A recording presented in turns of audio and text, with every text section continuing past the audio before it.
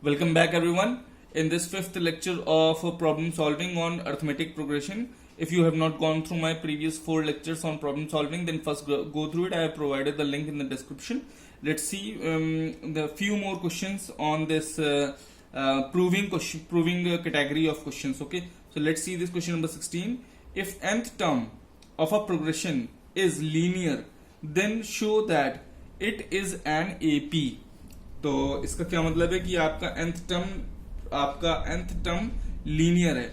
Linear equations आपने देखी हैं कैसी होती हैं, A X plus B Y plus C is equal to zero, कुछ ऐसी होती हैं A X plus B Y plus C is equal to zero, या कुछ इस तरीके की होती हैं Y is equal to M X plus C, है ना। ये इक्वेशंस कैसी होती हैं, सब लीनियर इक्वेशंस होती हैं, ठीक है।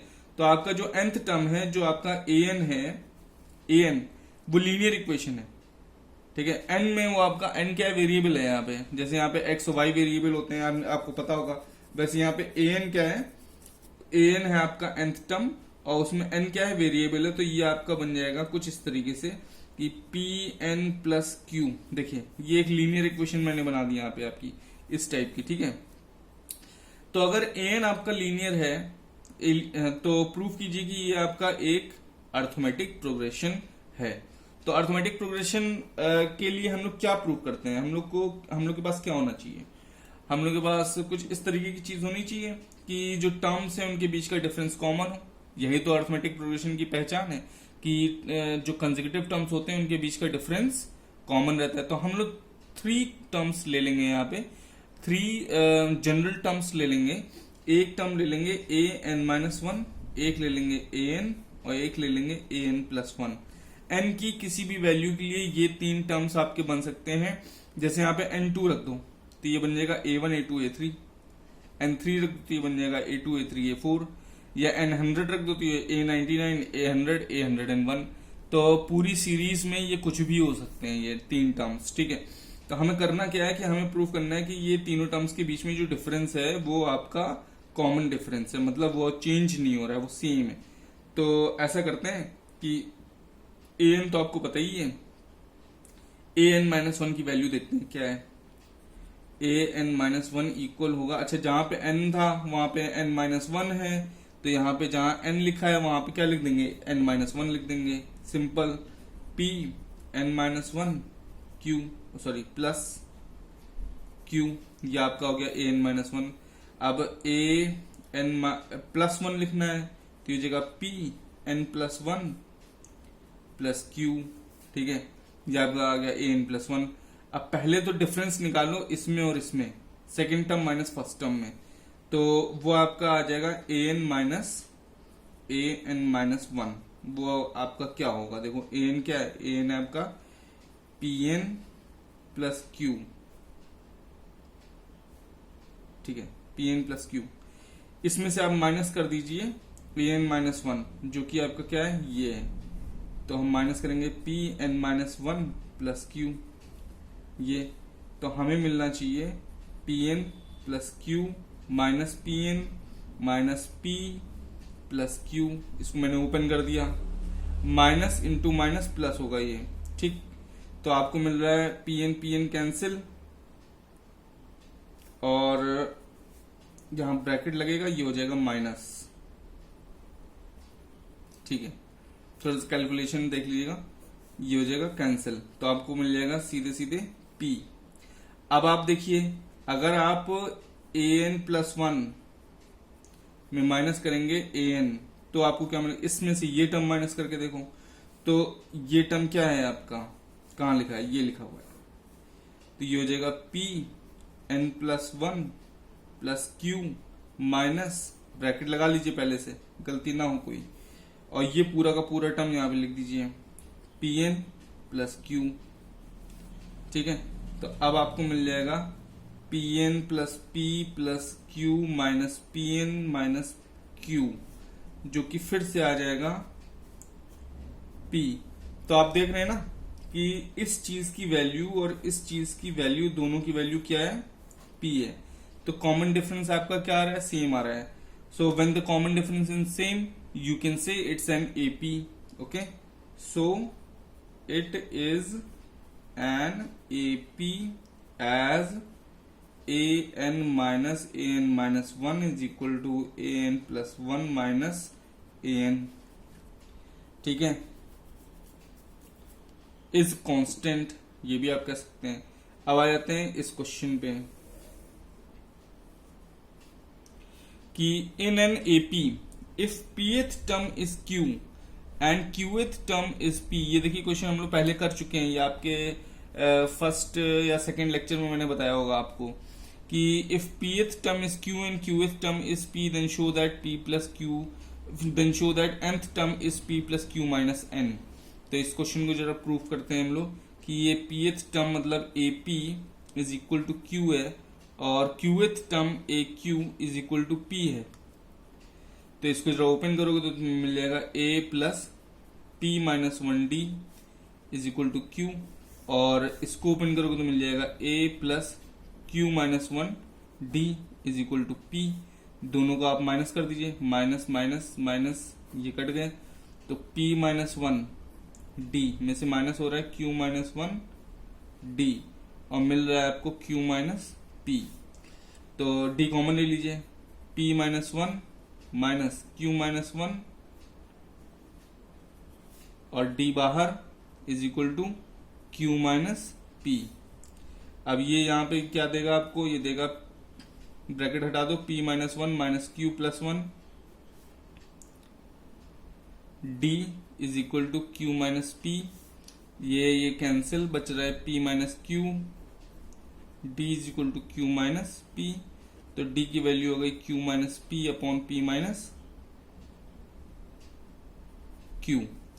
अच्छा, ये तो बहुत ही सिंपल सी चीज है कि q minus p minus q same चीज है, बस नेगेटिव साइन का डिफरेंस है। तो इसको आप कर सकते हैं minus of p minus q, या आपने बचपन में सीखा होगा p माइनस q कि अंदर की चीजें फ्लिप कर देते हैं, बाहर एक माइनस का साइन निकाल लेते हैं। तो ये कट गया, आपका आ गया d is equal to minus one, d is equal to minus one आ गया। अब आप निकाल सकते हैं इसमें से a, तो a निकालने के लिए इक्वेशन में d की वैल्यू पुट कर दीजिए। तो कोई भी एक इक्वेशन ले लीजिए, जैसे आपने ये वाली इक्वेशन ले ली, तो आपको मिल गया a plus p minus one equal to q। तो ये आपको मिल जाएगा a minus p plus one is equal to q, या फिर a is equal to q plus p minus one. a की वैल्यू आ गई। अब आपको क्या चाहिए, you want nth term, nth term वो होगा an, तो an की वैल्यू हो जाएगी a plus n minus one D. तो a की वैल्यू पुट कर दो जरा, p plus q minus one, ये तो a की वैल्यू हो गई, ठीक है, और plus n minus one, d की वैल्यू कितनी है माइनस वन। तो ये हो जाएगा p plus q minus one minus n plus one, ये माइनस वन से मल्टीप्लाई हो गया अंदर। तो अब आपको मिल जाएगा p plus Q minus n, ठीक है। इसी क्वेश्चन में अगर n खुद p प्लस क्यू होता तो आंसर क्या आता, जीरो आता, ठीक है। ये पिछले वाले क्वेश्चन से लिंक है आपका कि nth टर्म की जगह अगर हम p प्लस क्यूएथ टर्म फाइंड करते तो आंसर आता जीरो, क्योंकि यहाँ पे भी p प्लस क्यूएथ टर्म हो जाता, p plus Q minus p plus Q is zero, ठीक है। तो एक क्वेश्चन और देख लेते हैं हम लोग इसमें।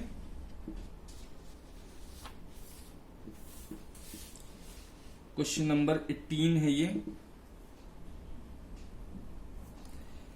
If m times the nth term is equal to n times the nth term, then find m plus nth term और show that m plus nth term is zero। ये क्वेश्चन भी पहले हम लोग कर चुके हैं, लेकिन ये क्वेश्चन हम लोगों ने पहले डिजिट्स के साथ किया था, नंबर्स के साथ। अब हम लोग करेंगे इसकी प्रूविंग, ठीक है।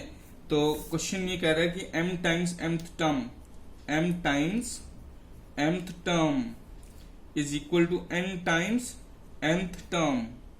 तो वैल्यूज पुट कर देंगे यहाँ पे, m a plus m minus one D is equal to n times a plus n minus one D. Open कर देंगे, am plus m minus one D is equal to an plus n minus one D. अब सारे a एक तरफ सारे d एक तरफ जैसे पहले किया था, तो इसको इधर ले आओ, तो ये हो जाएगा am minus an is equal to, इसको उधर ले जाओ तो ये पहले आ जाएगा आपका nn minus 1 d minus mm minus 1 d। अब इधर से a कॉमन आ जाएगा तो बचेगा m माइनस n, और इधर से d कॉमन आ जाएगा तो अंदर बचेगा n minus 1 minus m minus 1। अब ये d हो गया और ये ओपन होगा n square minus n minus m square plus m। अच्छा d n square minus m square plus m minus n, ये हो जाएगा d। इधर से हम लोग कॉमन ले सकते हैं n माइनस m, या m माइनस n लिखा है तो यहां पे भी m माइनस n ले सकते हैं कॉमन, ठीक है। तो इसमें से ये n plus m n minus m ये हो जाएगा और प्लस m माइनस n। अच्छा अब देखिए करना क्या है हम लोगों को कि जरा एक ऑब्जर्वेशन करते हैं। इधर क्या लिखा है m minus n, m minus n, m minus n, n minus m, इन दोनों में सेम चीज है, इसमें क्या डिफरेंट लिखा हुआ है। लेकिन इसको भी m माइनस n बना सकते हैं हम लोग, कैसे? एक माइनस का साइन बाहर निकाल दें तो ये भी m माइनस n हो जाएगा। अच्छा फिर m माइनस n इधर से m माइनस n इधर से कॉमन लेके बाहर कर देंगे और वो इस m माइनस n से कट जाएगा, कैंसिल आउट हो जाएगा।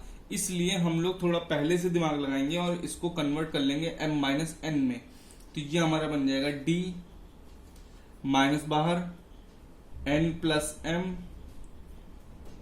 m minus n plus m minus n।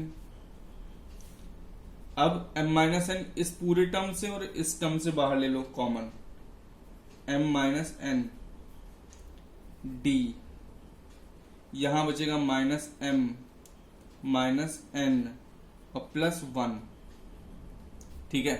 इन दोनों में माइनस लग गया, ये प्लस 1 हो गया, ठीक। अब यहां पे क्या है a m माइनस n, ये m माइनस n ये m माइनस n कट गया तो बच क्या रहा है, इधर देखिए a की वैल्यू आ रही है आपकी 1 minus m minus n d, a is equal to this, ये आ रहा है। हमें फाइंड क्या करना है, ये क्वेश्चन नंबर 1 बना लिया। हमें फाइंड क्या करना है, हमें फाइंड करना है m plus nth term, we have to find a m plus n। तो जरा लिखिए इसकी वैल्यू क्या होगी, a m plus n is equal to a plus m plus n minus 1 d, ये होगी। अब a की वैल्यू रख दो, a की वैल्यू क्या है जो अभी निकाली है, मतलब 1 minus m minus n d plus m plus n minus 1 d, d और d का कॉमन, अंदर क्या बच रहा है 1 minus m minus n plus m plus n minus 1, ये कट गया, ये सब कट गया, तो बच रहा है d इंटू 0 जो कि हो गया 0। तो a m प्लस n कितना आया, a m प्लस n हो गया 0, ठीक है। तो ये क्वेश्चन भी एक इम्पॉर्टेंट क्वेश्चन है जो आपका कई बार आ जाता है बोर्ड एग्जाम में, और इस क्वेश्चन के साथ ही आपके ऑलमोस्ट सारे जो वैरायटी ऑफ क्वेश्चंस हैं वो मैंने कवर अप करने की कोशिश की है।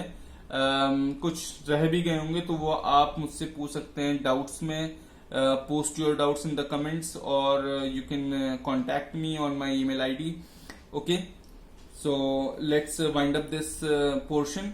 In the next portion we will be talking about sum of AP, so keep posted. Thank you very much.